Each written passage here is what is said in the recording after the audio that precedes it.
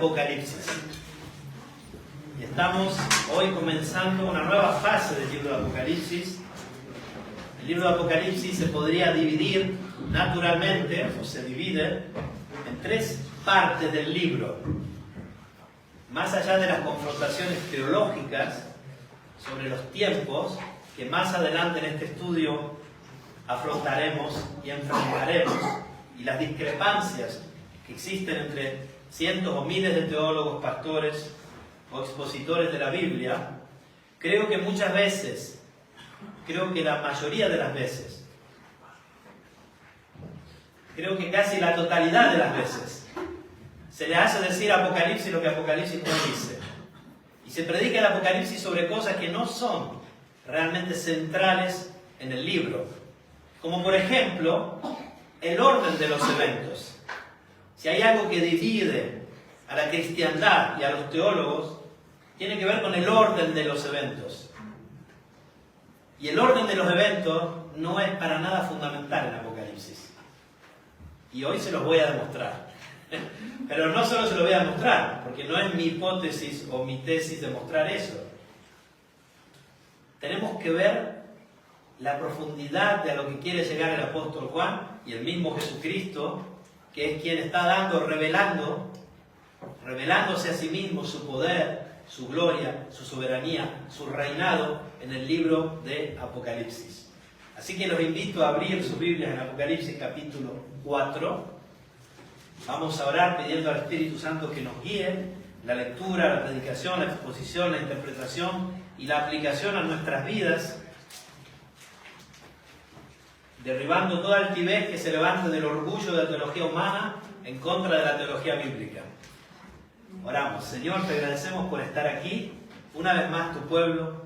Te agradecemos, Señor, que podemos, como decía el hermano Seba, adorarte, que podemos tener entrada al lugar santísimo, que podemos estar delante de la presencia del Dios vivo, aún aquí, en la Wendtaler-Straße 293, 8046 Zurich, Señor, en un puntito del mundo, en ni siquiera un puntito de la inmensidad del espacio. Tú estás aquí con nosotros, Señor. Amén. Sabemos que estás aquí, lo sentimos, lo vemos, tú lo has prometido, y podemos entrar por la obra de Jesucristo delante del trono para adorarte, Señor.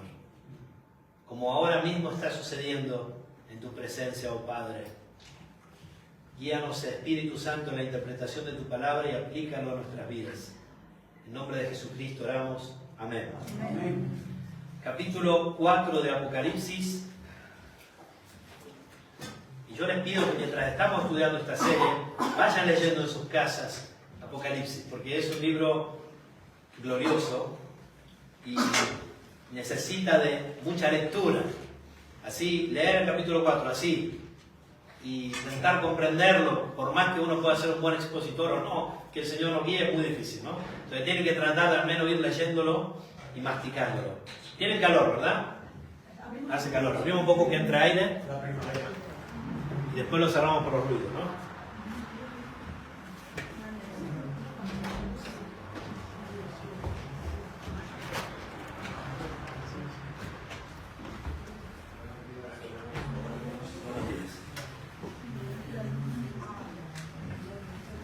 Leemos de la Biblia, yo tengo la versión textual, acá está la Reina Valera 1960, usamos distintas traducciones para tener una más correcta interpretación.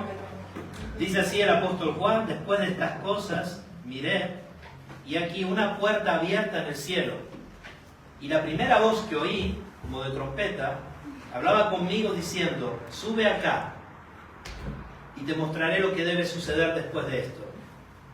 Al instante estuve en espíritu, y aquí un trono estaba puesto en el cielo, y en el trono uno sentado. Y el que estaba sentado era semejante en su aspecto a una piedra de jaspe y de cornalina, y alrededor del trono un arco iris, semejante en su aspecto a una esmeralda. Y alrededor del trono hay 24 tronos, y sobre los tronos 24 ancianos vestidos con vestiduras blancas, y sobre sus cabezas coronas de oro. Y del trono salen relámpagos y voces y truenos, y delante del trono arden 7 lámparas de fuego, las cuales son los 7 espíritus de Dios. Y delante del trono hay como un mar de vidrio semejante a cristal. Y en medio del trono, alrededor del trono, 4 seres vivientes están llenos de ojos por delante y por detrás. Y el primer ser viviente es semejante a un león. Y el segundo ser viviente semejante a un becerro. Y el tercer ser viviente tiene rostro como de hombre. Y el cuarto ser viviente semejante a un águila volando. Y los 4 seres vivientes, cada uno de ellos tiene 6 alas. Alrededor y por dentro están llenos de ojos. Y no se dan reposo día y noche gritando: Santo, Santo, Santo, Señor Dios Todopoderoso, el que era y el que es y el que viene. Y cada vez que los seres vivientes darán gloria y honor y acción de gracias al que está sentado en el trono, al que vive por los siglos de los siglos, los 24 ancianos se postrarán delante del que está sentado en el trono y adorarán. Yo sé que en su versión está en tiempo presente, ¿no? Al que vive por los siglos de los siglos, y colocarán sus coronas delante del trono diciendo: digno eres, Señor y Dios nuestro, de recibir la gloria y el honor y el poder, porque tú creaste todas las cosas y por tu voluntad existían o existen y fueron creadas. Hermanos, este pasaje es brutal, sí. Brutal. Y la verdad que me avergüenzo de predicar este pasaje. No obstante, me toca. Y la verdad es que cuando los profetas, como Ezequiel o como Isaías, veían al trono de Dios, porque aquí estamos delante del trono de Dios, ¿cuál era su reacción? Voy a morir, ¿no? No puede ser, estoy viendo a mis ojos, han visto mis ojos al rey, ¿no?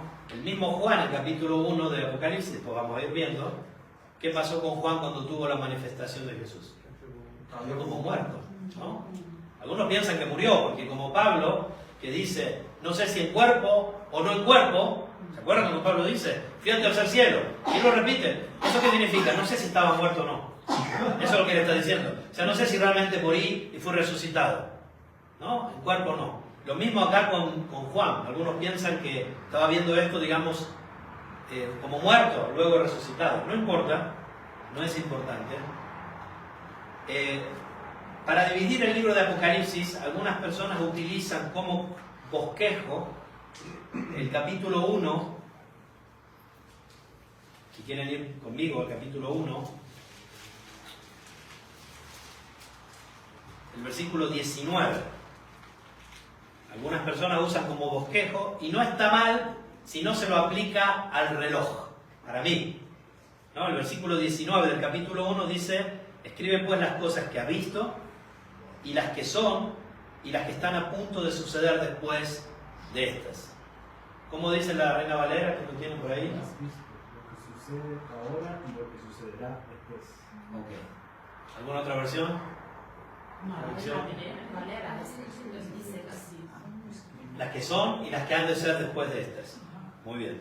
Entonces, claramente, lo que has visto es el capítulo 1, las cosas que son es el capítulo 2, capítulo 3, las que han de ser después de esta, porque ahí entran los puntos de vista escatológicos que hoy no vamos a estudiar, ¿no? Hoy no vamos a entrar en eso, ¿no? ¿Está bien? Son desde el capítulo 4 en adelante. Sin dudas hay una división clara en el libro. Para mí no es de reloj, sino en orden de eventos de presentación a Juan. ¿Está bien? Nosotros dijimos, vamos a responder ahora, a ver si alguno estuvo atento. ¿Cuál es el objetivo o el tema central de Apocalipsis? La revelación de Jesucristo, ¿no? No es el orden de los eventos, no es la cronología del futuro, no es el completar las profecías de la Biblia para que podamos tener una visión del calendario de Dios. No. El libro de Jesucristo, el libro de Apocalipsis, que es el libro de Jesucristo, puede ser llamado el quinto o el sexto evangelio si queremos hacer de hecho parte de los evangelios, ¿no?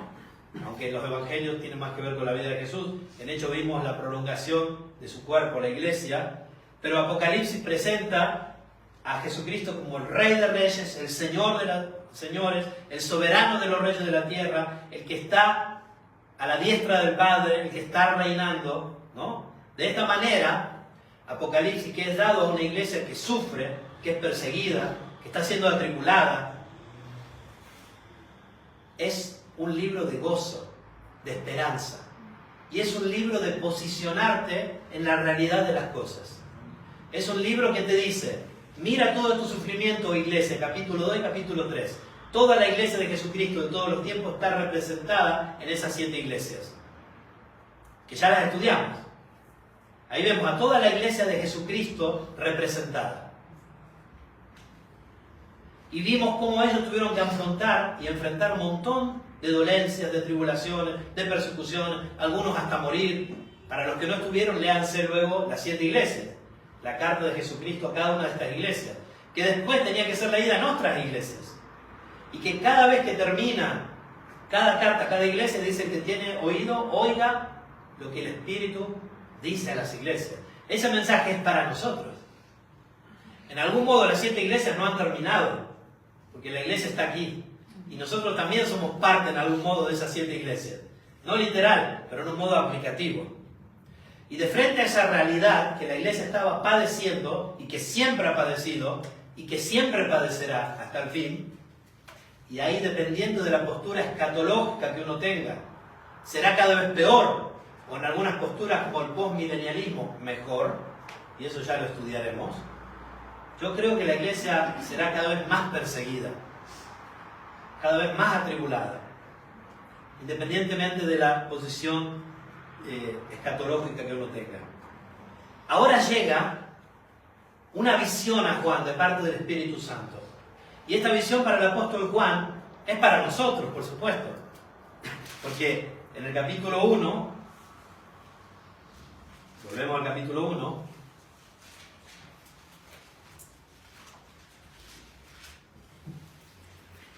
dice, versículo 3, bienaventurado el que lee y los que oyen las palabras de la profecía y guarda las cosas en ellas escritas, porque el tiempo está cerca.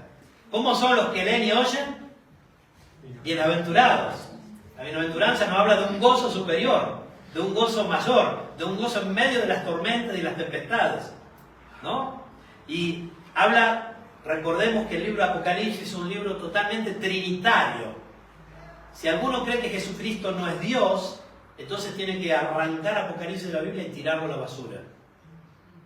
Porque el libro de Apocalipsis es totalmente trinitario. Fíjense en la salutación, que ya lo estudiamos, fue una predicación, que era un saludo de la Trinidad, ¿no? Fíjense en el capítulo 1, versículo, podemos leer desde el 5, vamos a leer.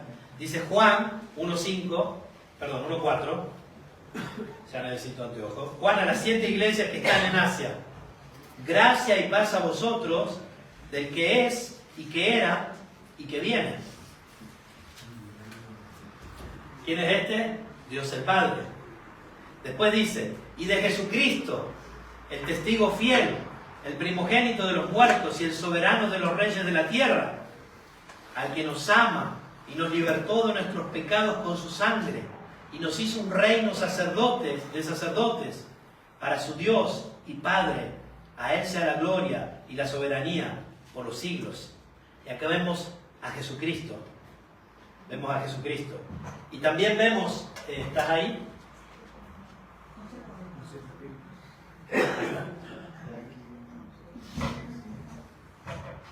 Y vemos en la primera frase del que Él siquiera que ha de venir, ¿qué dice? Y de los 7 espíritus que están delante de su trono.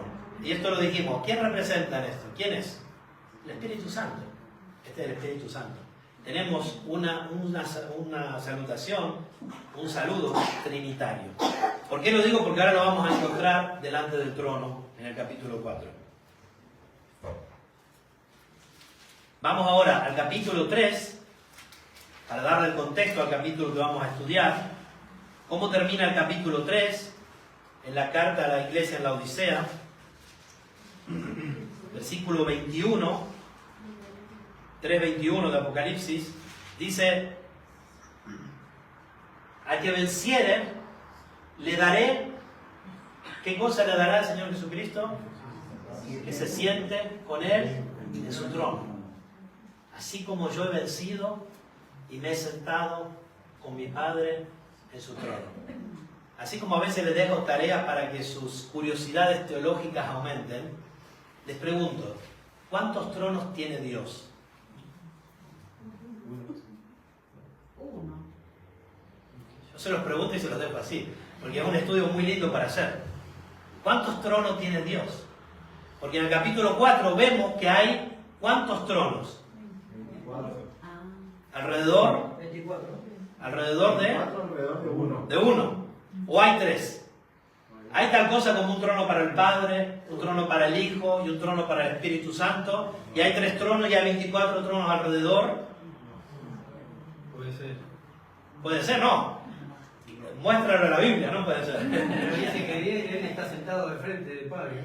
¿En qué versículo? Ahí está Ah, el bueno, Padre. por eso te estoy dejando el estudio para que lo estudies. Vamos a buscar. Después vamos a ver que en Apocalipsis este trono es milagroso. Porque allí indudablemente está manifestación del Padre. Si bien nosotros sabemos que Dios el Padre es espíritu.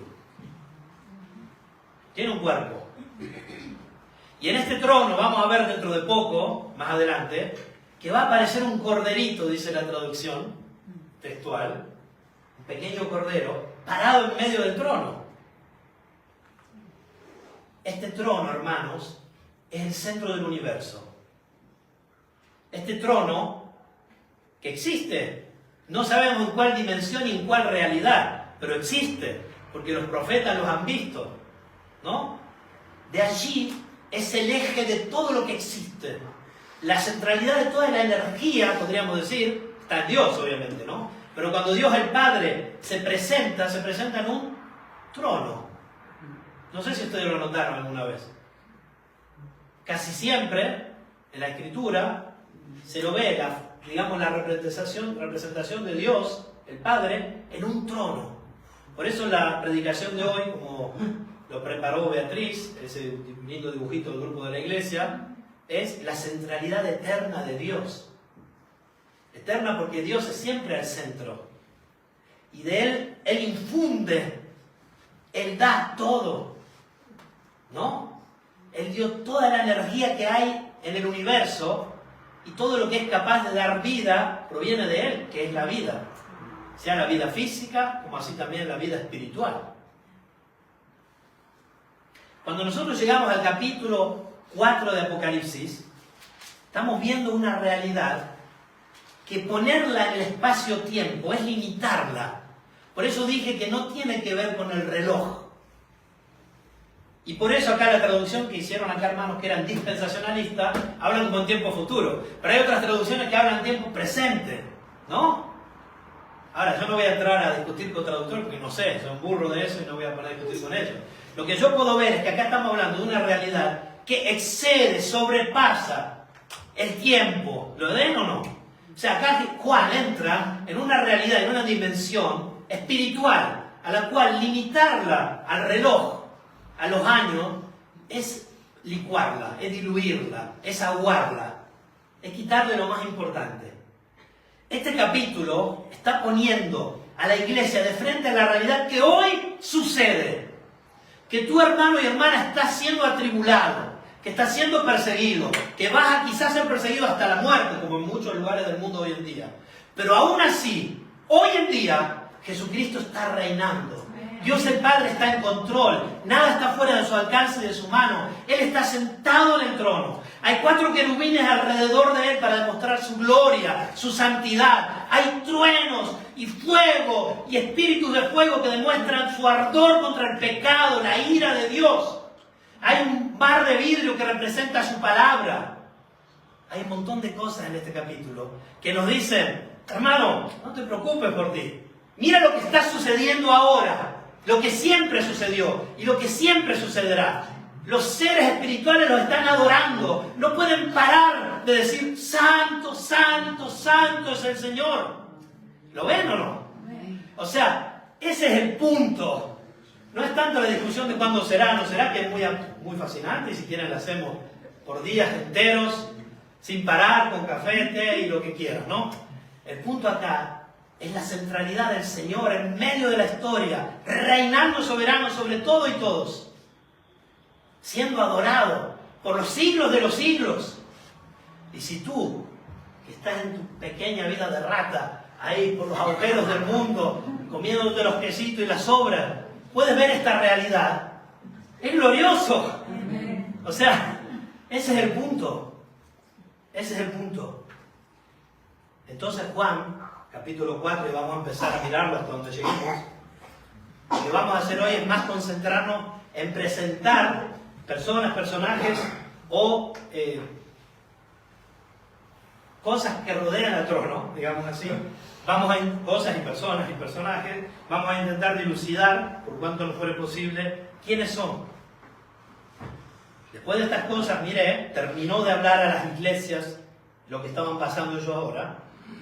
Y aquí una puerta abierta en el cielo. Hermanos, en la Biblia, normalmente cuando hay una puerta abierta en el cielo, lo vemos en muchos lugares, profetas, hombres de Dios, reciben una visión de algo espiritual. Reciben una visión de algo espiritual, ¿no? De algo que el Señor, en este caso, quiere que las iglesias sepan. Porque no olvidemos que no terminó de hablar a las iglesias en el capítulo 3 y ahora habla a otros bichos que están en el mundo. Sigue hablando a las iglesias. Todo el libro de Apocalipsis es para la iglesia. Porque aparte, para los cristianos ya nos volvemos locos si lo leemos. Imagínense un incrédulo que no tiene ni idea de lo que estamos hablando. O sea, esto es necesariamente para la iglesia, no podría ser para otro, ¿no? Es para la iglesia. Dice, una puerta abierta en el cielo.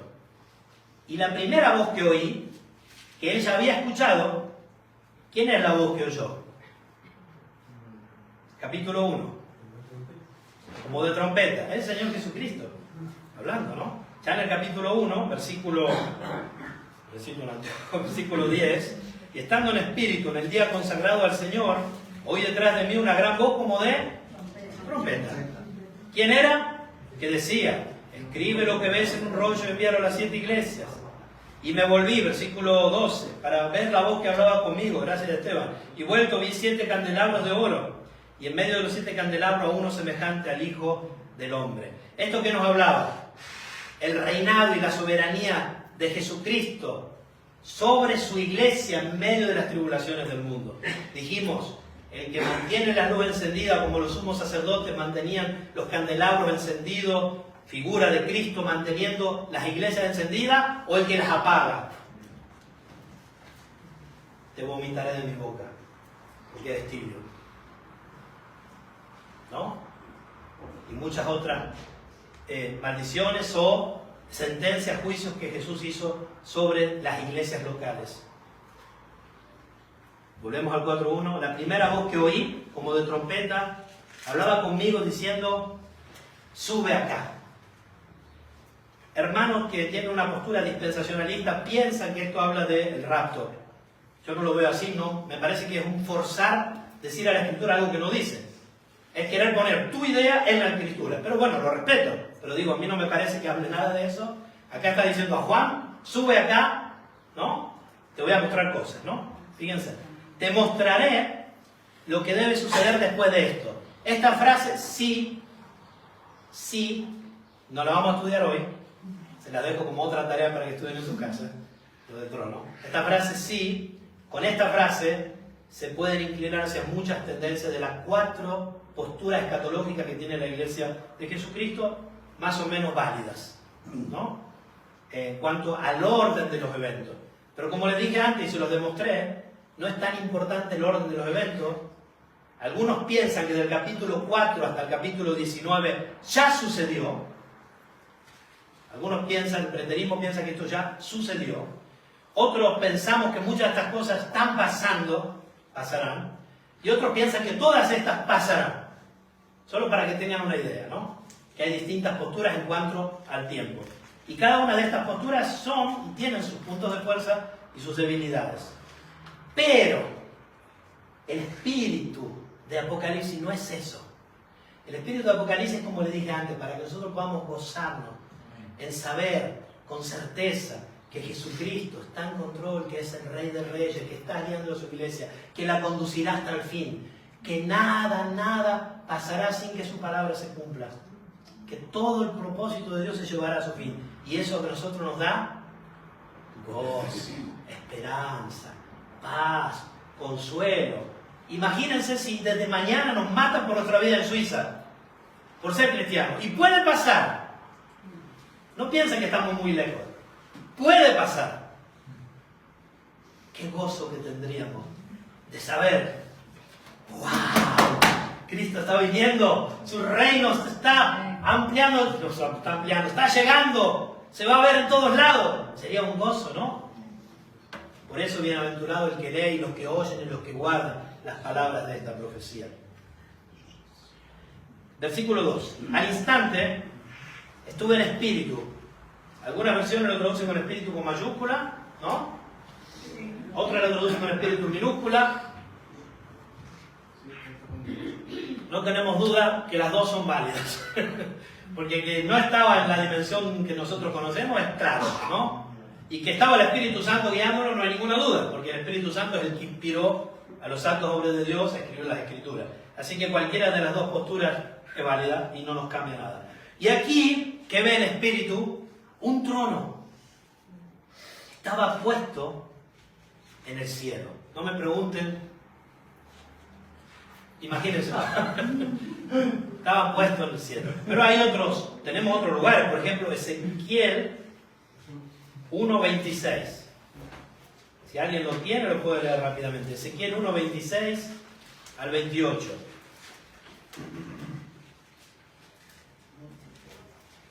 Y sobre la extensión que había sobre sus cabezas se veía la figura de un trono que parecía de piedra de zafiro. Sobre la figura del trono había una semejanza que parecía de hombre sentado sobre él. Y vi apariencia como de bronce, refulgente como apariencia de fuego dentro de ella, de alrededor, desde el aspecto de sus lomos para arriba y desde sus lomos para abajo.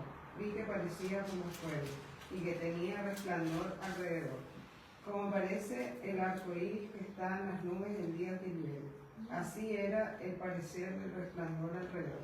Esta fue la visión de la semejanza de la gloria de Jehová. Y cuando yo la vi, me postré sobre mi rostro y oí la voz de uno que hablaba. Bueno, ven que es lo mismo, ¿eh? Juan está viendo exactamente lo mismo. ¿Ven? El arco iris, la gloria, el color, dando ejemplo de piedras, ya vamos a hablar de eso, del color. Está viendo lo mismo, está viendo el trono, ¿no? Está viendo el trono. Y hay otros lugares en la Escritura, por ejemplo, Ezequiel 10:1.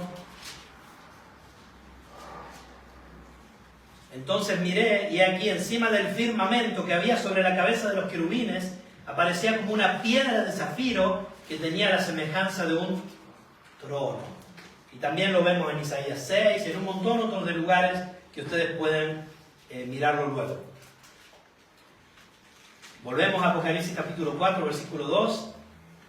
Al instante estuve en espíritu y aquí un trono estaba puesto en el cielo y en el trono uno sentado. Y aquí nos tenemos que remitir a la pregunta que hice antes, ¿no? ¿Quién es este, no? ¿Quién es este? ¿El Padre? ¿El Hijo? ¿No? Yo creo que la Trinidad está en el trono. El Espíritu Santo está como aparentemente delante del trono. Lo vamos a ver, ¿no? El Padre, el Hijo, ¿verdad? Que Jesús dijo, yo me siento a la diestra del Padre. Pero me viene a pensar que es el mismo trono, que no son dos tronos distintos, como muchas veces lo imaginamos, ¿no? Como dos tronos así, no. Es el mismo trono, ¿no? Están en el mismo trono, son Dios. Son Dios, la Santísima Trinidad. Eso lo dejamos abierto para debate, ¿no? Y el que estaba sentado era semejante en su aspecto a una piedra de jaspe. ¿Alguien sabe de qué color es el jaspe? Puede buscar ahí jaspe, piedra. Media verdosa, ¿no? No. ¿Dónde está la plata? Roja, negra. Wow. Veo que ninguno de nosotros tiene muchas perlas preciosas.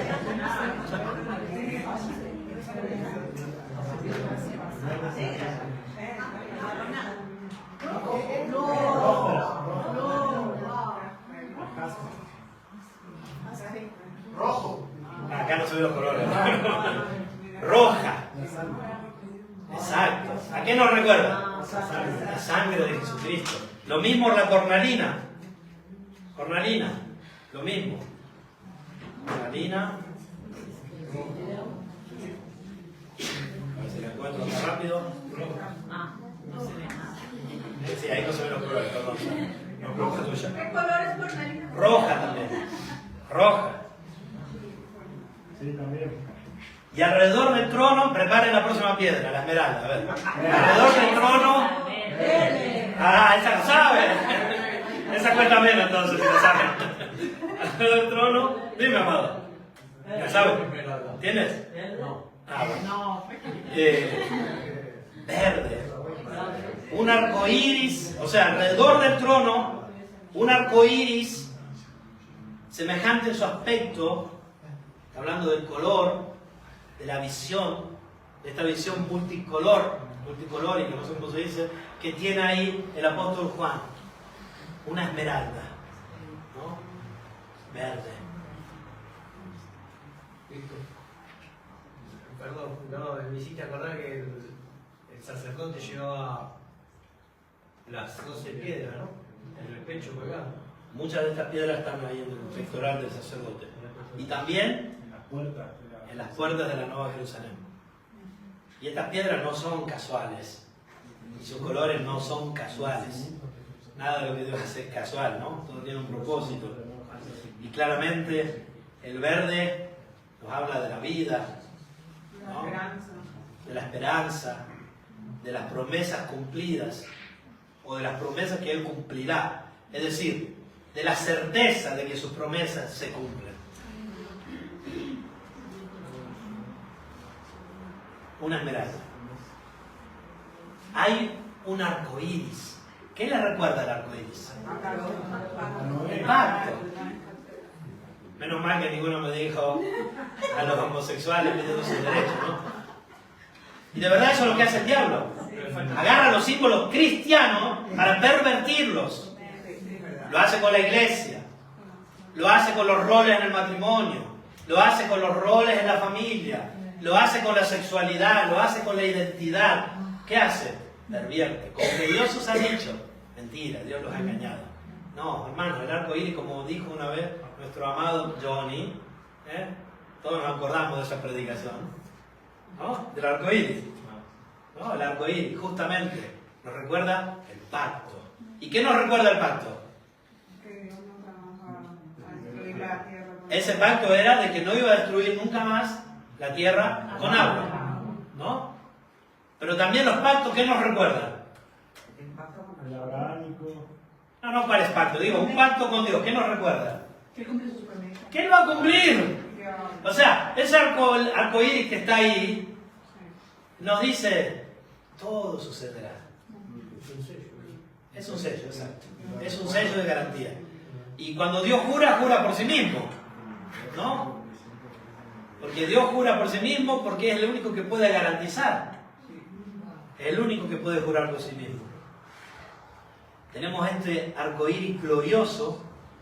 Entonces tenemos un color del medio del trono, dicen los teólogos, hay blanco que habla de resurrección y rojo, estas piedras del jaspe, que hablan de la sangre de Cristo.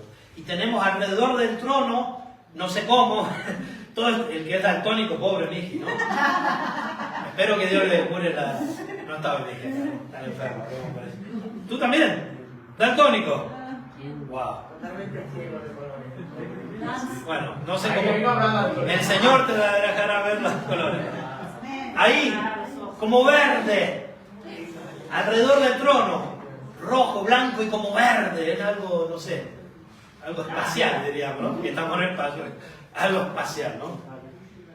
Pero esos colores nos hablan de atributos de Dios, de garantías, de certezas, de esperanza, de gozo. Por eso, bienaventurado el que lee y los que oyen las palabras de esta profecía.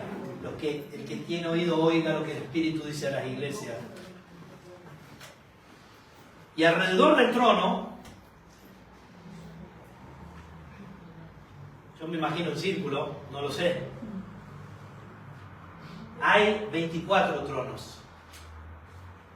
Y sobre los tronos 24 ancianos vestidos con vestiduras blancas y sobre sus cabezas coronas de oro. Esto, hermanos, hay distintas posturas. Si yo tengo que ser honesto intelectualmente, pienso que estos representan la iglesia de todos los tiempos, las 12 tribus de Israel y los 12 apóstoles, los renacidos de todos los tiempos. O sea, en ellos están los cristianos de todos los tiempos. Esta es mi postura, después podríamos profundizar. Hay otras posiciones, y se los digo, estudienlo. Hay distintos puntos de vista sobre esto, pero tenemos algunas certezas que es lo que estos cantan, Como ellos, fíjense en el capítulo 5, para dar la identidad de los 24 ancianos, capítulo 5, porque en realidad, Apocalipsis 4, tendríamos que hacerlo, solo una predicación del 4 hasta el 19, porque es todo ininterrumpido. O sea, tendríamos que estar acá no sé cuántos días o años para predicar del 4 hasta el 19, así debería de ser hecho, ¿no? Pero en el capítulo 5 vemos lo que cantan estos ancianos, versículo 8, y cuando tomó el rollo, ya llegaremos próximamente, no sé cuándo ahí, los 4 seres vivientes y los 24 ancianos se postraron delante del corderito o del cordero, teniendo cada uno cítara y tazones de oro llenos de incienso, que son las oraciones de los santos, y cantan un cántico nuevo, diciendo: digno eres de tomar el rollo y de abrir tus sellos. Por supuesto que esto es dirigido al Señor Jesucristo, ¿no? Porque fuiste degollado y con tu sangre redimiste para Dios de toda, acá como lo dice, fíjense cómo las traducciones, fíjense acá como lo dice, y con tu sangre nos has redimido para Dios de todo linaje y lengua y pueblo y nación, y nos has hecho para nuestro Dios reyes y sacerdotes, y reinaremos sobre la tierra. ¿Quiénes son los que han sido redimidos de toda lengua, nación, pueblo y tribu? Es la iglesia. No veo otros que podrían cantar esto, que entren dentro de esta figura, ¿no? Y aparte, no dice que nos ha hecho para Dios reyes y sacerdotes. Por supuesto que sí. ¿Y quiénes tienen los vestidos blancos según todo el capítulo 2 y 3 de Apocalipsis? Aquellos que han vencido con el Cordero, que es su iglesia. ¿Y quiénes tendrán coronas de oro para echar a los pies del Cordero? Su iglesia. Para mí es claro, pero no puedo pretender de tener razón o de ser el dueño de la verdad. Solamente creo que estos representan a los renacidos, si quieren llamarlo así, a los convertidos de todos los tiempos, aquellos por cuales el Señor Jesucristo ha muerto.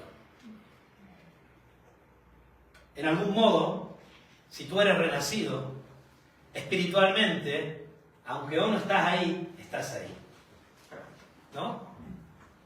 Dice Hebreos claramente que nosotros, por el camino nuevo que Él abrió a través del velo, podemos entrar al trono de la gracia, ¿no? Para obtener gracia para el oportuno socorro. ¿Y cuántas veces entramos por ese camino y oramos con Dios y estamos delante del trono en su presencia, ¿no? Y sentimos su presencia abrazadora? Muchas veces, hermanos y hermanas. Así es. En algún modo espiritualmente estamos ahí. Y estos 24, que quizás existan también en modo físico o no, no lo podemos saber, pero si están ahí, de todas formas nos representan. Y si esto es solo una figura de la iglesia adorando a Dios ahora, espiritualmente, el Espíritu de verdad es glorioso también, ¿no? Estando allí. Y sobre sus cabezas coronas de oro.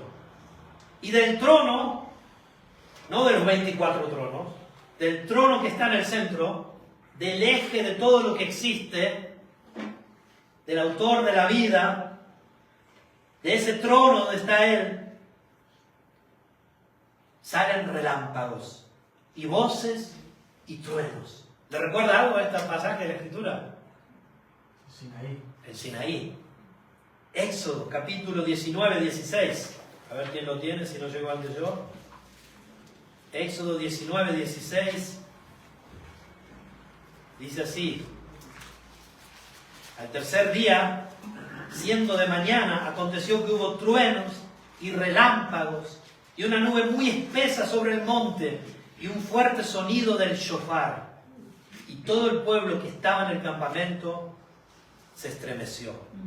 Y si vamos al capítulo 20 de Éxodo, después de que Moisés ha recibido los conocidos como 10 mandamientos, que no son 10, el decálogo es un resumen de muchos más mandamientos que Dios había dado, es un resumen, estos 10 mandamientos. En el capítulo 20, versículo 18, dice: y todo el pueblo veía los truenos y los relámpagos y el sonido del shofar y el monte que humeaba, y todo el pueblo atemorizado se mantuvo lejos.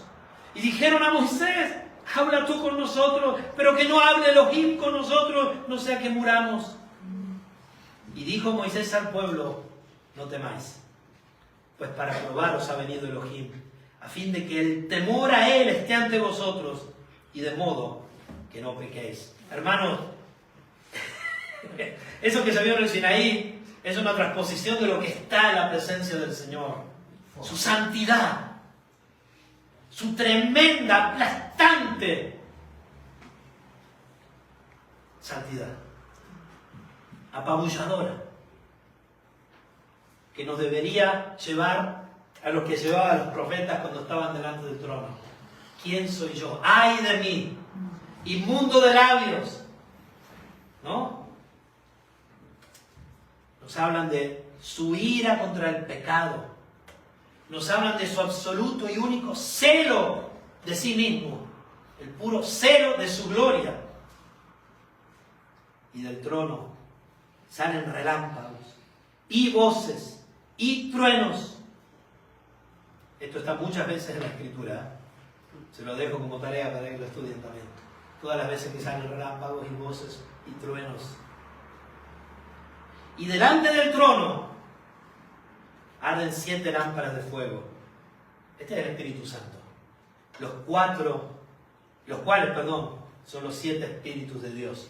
Ya lo hablamos, lo vimos en el capítulo 1 que habla del Espíritu Santo, lo vemos aquí también.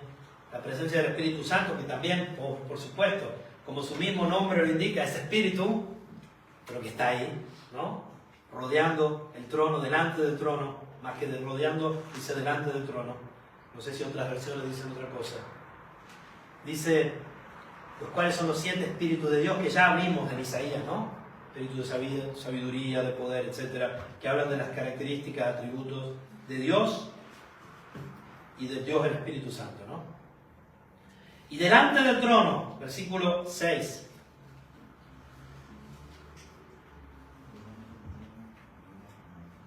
¿Qué dice? Hay como un mar de vidrio, semejante a cristal.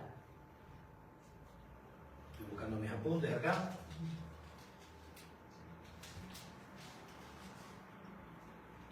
No sabemos realmente en la fisicidad si esto es físico, si es meramente una figura, vale. Si esto realmente es algo que existe realmente, yo creo que existe también realmente, físicamente, llamémoslo así, en otra dimensión, una dimensión espiritual.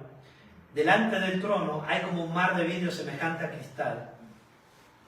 No sabemos realmente qué es esto, si es un mar de agua que tiene apariencia como de vidrio semejante a cristal, o si es un mar de vidrio que representa el mar de agua. No lo sabemos realmente. Hay distintas posturas sobre esto. Sabemos que en la Nueva Jerusalén va a haber una especie de mar que sale del trono, que son las aguas que van por la Nueva Jerusalén. Eso lo vamos a ver más adelante. Podría ser que se refiera a esta primera influjo de agua que sale del trono, ¿no? Podría ser. Yo se los voy dejando para que ustedes estudien. Les dejo cabos ahí sueltos para que lo estudien, ¿no? Porque la verdad es que esto nos supera. Realmente hay división aquí. Algunos dicen que es la palabra apariencia, no es material. Y otros dicen que es material y no aparente. Ya sea, como vidrio o realmente de agua, no importa. Este cuerpo de agua delante del trono es un recordatorio del lavabo en el tabernáculo, ¿Se acuerdan? Que tenían que lavarse cuando iban a ofrecer sus cosas. Y también nos recuerda a nosotros que también nuestro lavamiento de agua por la palabra, ¿no? De la cual habla la Escritura, ¿no? Porque nosotros somos salvados, claro, por la obra de Cristo, pero Dios usa su palabra, ¿no? Para que seamos renacidos, dice Pedro, a través de su palabra. Dios usa su palabra, su verdad, para la conversión y también, sobre todo, para la purificación del cristiano contra sus pecados. La palabra para nosotros, dijo Trapp, un teólogo, un vidrio de cristal dándonos una vista clara de Dios y de nosotros mismos. En algún modo, en otro lado de la Escritura también dice que la palabra es como un espejo, ¿no? Que el hombre natural se mira y se va, ¿no? Pero el espiritual ve sus cosas, Santiago, ¿no? En algún modo aquí vemos este espejo de la realidad de la realidad. La realidad de la realidad está ahí, viendo a Dios en toda su gloria y, como consecuencia, viendo todas nuestras terribles pecados, calamidades, nuestros defectos, etc., ¿no? Volvemos, versículo 6. Y delante del trono hay como un mar de vidrio semejante a cristal. Y en medio del trono, esto también no sé si es la traducción, como yo tengo acá la textual, ¿no? Es una Reina Valera. Sí. Dice, junto al trono. En el 6, ¿no? Y delante del trono había como un mar de vidrio semejante al cristal. Y junto al trono y alrededor del trono, pero acá otra traducción que es más textual, es decir, esta es probablemente más correcta, probablemente, en su acercamiento, dice, y delante del trono hay como un mar de vidrio, y después dice, y en medio del trono, alrededor del trono. No puedo definirlo esto, pero después vamos a ver que esto sucede varias veces en Apocalipsis, porque vemos que aparece el corderito en medio del trono, que lo ponen ahí, ¿no? Pero hay otros sentados que ya han visto. Son misterios que el Señor nos deja, que nos hablan de su Trinidad, que nos hablan de todos sus atributos. Y en medio del trono, alrededor del trono, 4 seres vivientes, que están llenos de ojos por delante y por detrás. Estos seres vivientes ya los habíamos visto en otro lugar en la Escritura. Por ejemplo, en el libro de Ezequiel. Si vamos al capítulo 1 de Ezequiel de nuevo, la misma visión que antes nos estaba leyendo la amada Samantha, en Ezequiel, capítulo 1, versículos 4 en adelante, dice así, y miré y aquí un torbellino venía del norte. Vamos adelante, ¿no? Voy a ir más adelante. El primer capítulo de Ezequiel, vamos al versículo 5. De su centro emergía una semejanza de 4 seres vivientes, y su apariencia era como la semejanza de hombres. Fíjense, noten las palabras, seres vivientes, ¿no? Semejanza de hombres. Cada uno tenía 4 caras. Si bien esto no lo vemos en Apocalipsis, en Ezequiel vemos que no es que hay 4 y cada uno con una cara distinta, sino que cada uno de los 4 tiene 4 caras. ¿Está bien? Cada uno de los 4 probablemente tiene las mismas 4 caras, pero a Juan se le presentan cada una de las distintas 4 caras, ¿no? Pero esos 4, probablemente los 4, tienen las 4 caras. ¿Está bien? Esto es al menos, si queremos hacer una exégesis literal de la Escritura, ¿no? Y cada uno de ellos tiene 4 alas, sus piernas eran rectas, sus pies centellaban a la manera de la refulgencia del bronce incandescente. Por debajo de sus alas tenían brazos humanos a los 4 lados, y los 4 tenían sus caras y sus alas. Y bueno, acá sigue dándonos muchas más explicaciones que ustedes como tercer tarea pueden hacer en su casa, estudiar los querubines que están alrededor del trono. Ahora, sin lugar a dudas, estos querubines nos hablan de cosas. También los querubines, si ustedes recuerdan, eran muy prominentes en la construcción del templo, ¿no? El templo, muchas veces vemos, por ejemplo, cerca del arca del pacto estaban los querubines, ¿no? Querubines de oro, por supuesto, no los reales, querubines que estaban ahí diseñados como custodiando, digamos, también el lugar santísimo, ¿no? Particularmente el lugar santísimo. Las escrituras muestran que el tabernáculo es un modelo del trono de Dios en alguna manera. En alguna manera, este trono que está viendo Juan, el tabernáculo, fue hecho un poco como utilizando, el tabernáculo en la tierra fue hecho utilizando el modelo que Dios le dio a Moisés, que tiene que ver con esta visión que está teniendo nuestro amado Juan. Estos seres de una inteligencia y entendimiento increíble, y recordemos que muy probablemente Satanás, no probablemente, es un querubín grande, protector también. No sé si antes Satanás estaba alrededor de este trono, no lo sé, no lo creo, pero es de esta raza, llamémoslo así, de querubines. Tampoco sé, hipotizo, quizás hasta los querubines y los ángeles tengan naciones, yo no lo sé, si tienen grupos familiares, no lo sé, bueno, no se casan, lo sabemos, ¿no? Pero no sé qué tienen, pero seguramente mucho más de lo que nosotros podemos entender y comprender. Tienen un objetivo, ¿no? Estos seres de una inteligencia y entendimiento increíble, estos 4, viven su existencia para adorar a Dios.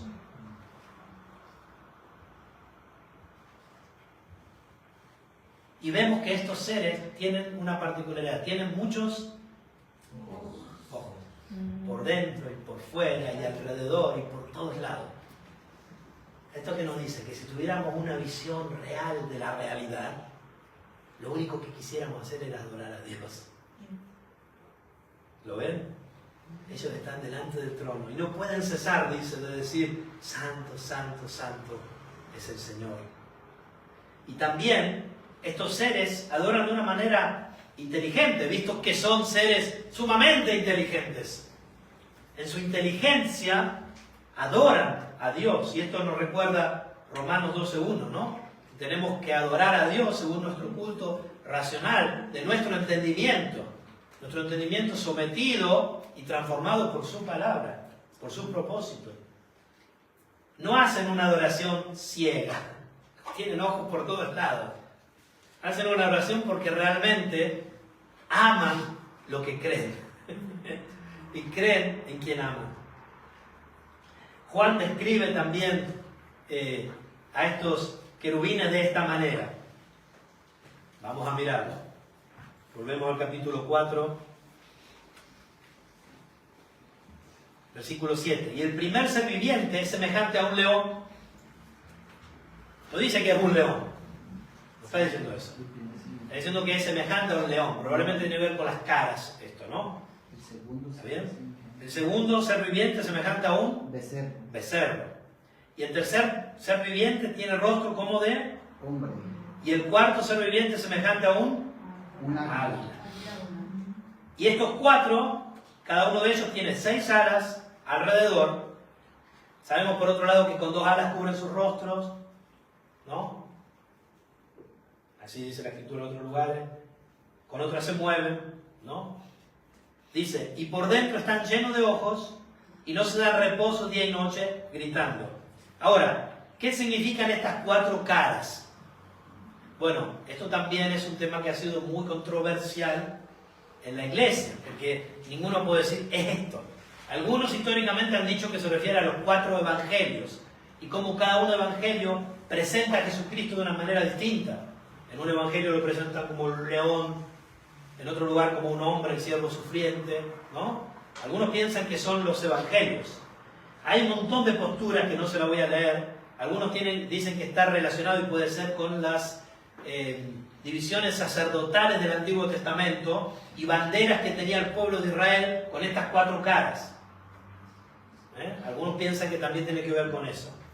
La postura que a mí más me seduce, si queremos decir así, pero no puedo decir que sea así, es que en estas 4 caras vemos representadas todos los seres que existen.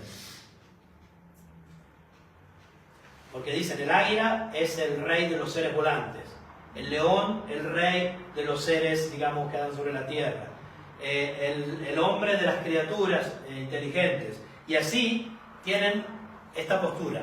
Me parece, me da la sensación, que por cómo el libro de Apocalipsis nos está mostrando la soberanía de Jesucristo sobre todo, al que nos amó y nos lavó nuestro pecado, el soberano de todos los reyes de la tierra, es probable, podría ser probable, que esta hipótesis sea potable, que nos habla de la soberanía del Señor, Dios, Padre, Hijo y Espíritu Santo sobre todos los seres. Pero se lo dejo también como cuarta tarea para que lo estudien. ¿Y qué hacen estos seres? Por supuesto, si el tema es la centralidad eterna de Dios, ¿cuál debe ser la respuesta de la criatura que Dios ha creado? La adoración eterna de Dios. Este es el punto, ¿no? ¿Por quién es Él? Estos seres, dice que gritan, lo hacen gritando, de noche y de día, aunque no sé qué noche y día habla, si es la nuestra, porque no creo que haya noche y día como nosotros lo conocemos.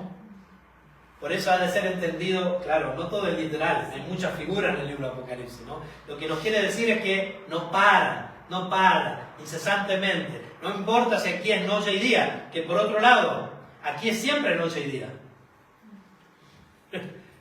Es glorioso para los que van a leer el libro de Piper, Providencia, gracias que me recordaste el nombre, no me recordaba. Como él, van a llegar a una página muy gloriosa, en donde él habla de la adoración a Dios, y él dice, yo antes pensaba, qué lindo que es un amanecer, ¿no?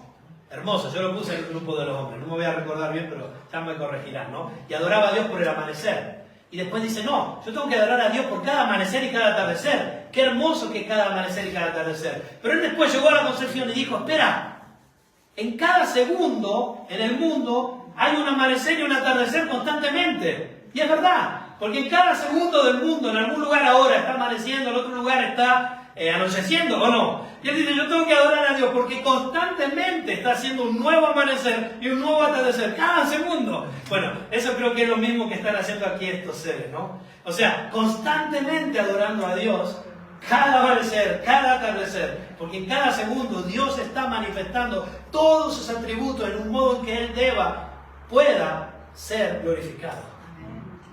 Y si nosotros vemos eso, ¿hay algo más glorioso que rendir toda nuestra vida para la gloria de Dios? No. Que aún no la rendamos, va a ser para su gloria. Pero nosotros vamos a encontrar nuestra satisfacción, nuestro gozo. Por eso, bienaventurado el que lee, los que oyen y los que cumplen las palabras escritas en este libro, ¿no? ¿Qué gritan estos hermanos? Me siento de llamarlos hermanos. Hermanos en la adoración, si bien no son humanos y no serán parte de la iglesia, así como lo entendemos, estos hermanos querubines que adoran a Dios, gritan santo, santo, santo, Señor Dios Todopoderoso, el que era y el que es y el que viene. ¿Y cómo se había presentado, se acuerdan, Jesucristo a Juan? El que era, el que es, el que ha de venir. ¿Quién puede negar que Jesucristo es Dios? O sea, él mismo lo dice, ¿no? Es más, el que tiene las llaves y abre ninguno cierra y cierra ninguno abre, ¿no? Y cada vez que los seres vivientes darán o dan gloria y honor y acción de gracia, si me lo podés poner acá por favor, estamos en el versículo 9, porque creo que de este punto esta traducción me parece más acertada.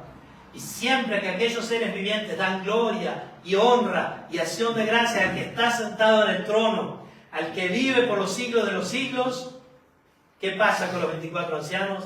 Se postran delante del que está sentado en el trono y adoran al que vive por los siglos de los siglos y echan sus coronas delante del trono diciendo, Señor, digno eres de recibir la gloria y la honra y el poder, porque tú creaste todas las cosas y por tu voluntad existen y fueron creadas.